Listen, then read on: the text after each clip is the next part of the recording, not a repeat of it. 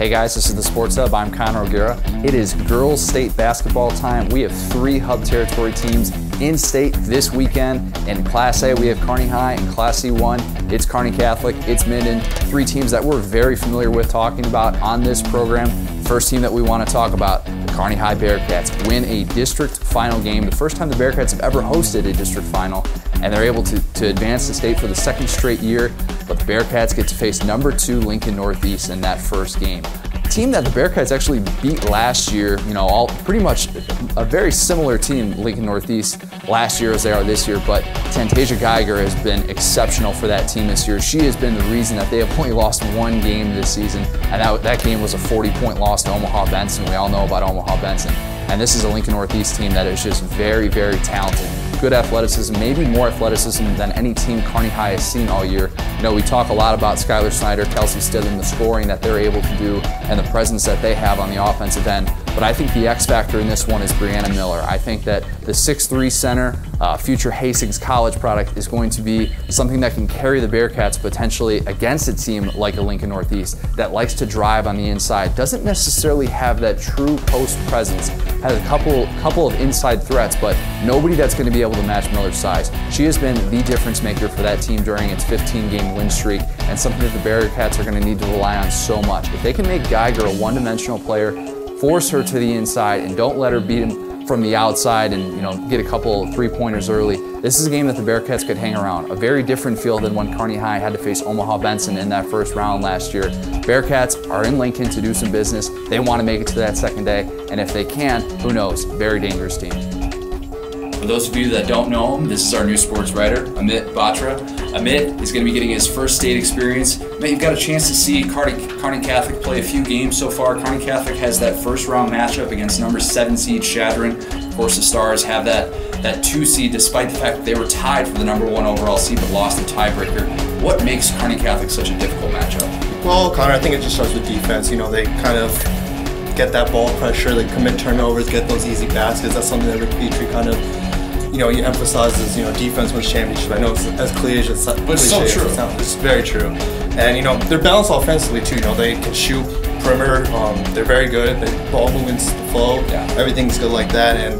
But I think, defensively is where they're the most dangerous. They're coming in red hot with wins over Minden, Central City, who they beat by 21. That was very impressive. And Minden might see them again, possibly this weekend in the finals. You never know. But right now, I think the confidence is skyrocketing with a team like Kearney Catholic. And defensively, what just makes them such a different team? Because, we see a lot of teams that want to play a full court defense, but what makes Kearney Catholic so successful in being able to execute that? Well, I think especially in high school sport, you kind of have to learn how to skate ball pressure. That's something that's very important. And, I learned that early on. If you're watching my games, if you don't know how to manage that ball pressure, you're going to be in trouble. And I think Kearney Catholic is a team that kind of thrives on that. They know what they're doing, and they don't have the size necessarily, but they're going to use that full court pressure to give teams trouble. They have that athleticism. The Stars are looking for that first state championship with this group of seniors. This group of seniors has been to that state championship game. They, of course, finished third last year. This is a group that has a lot to prove this weekend, and I'm sure if they fell short of that state title, it'd be a little bit of a disappointment for the Stars. Obviously, a great season, but they want it all in Lincoln. We saved our best quarterfinal matchup for last. Number 4 seed Minden is going to take on number 5 seed Pierce. These 2 teams so familiar with each other at that state tournament. 2 straight years in which Pierce has ended Minden's season at the state tournament. Of course, last year in the state final, Minden came into that one undefeated, had hopes of a state championship, but Pierce comes in, and Pierce, just typical Pierce fashion, is able to escape the fact that it doesn't necessarily have a high seed at state, and is able to use that size advantage and be able to beat Minden. That's what they did last year. That's what they're going to try and do this year. It's the same formula. But the difference between both of these two teams this year is that they both come in as the wild cards. These 2 teams actually weren't necessarily locked to make it in state after they both lost their sub-district championship games. And these 2 teams both have something to prove. Minden, we obviously talk about Taylor Kissinger a lot and the fact that she is such a matchup nightmare at 6 feet, but it's really going to be down low what they're able to do with Rebecca Stewart, and if she's able to handle the post presence that Pierce has. I think that's such a big factor in this one.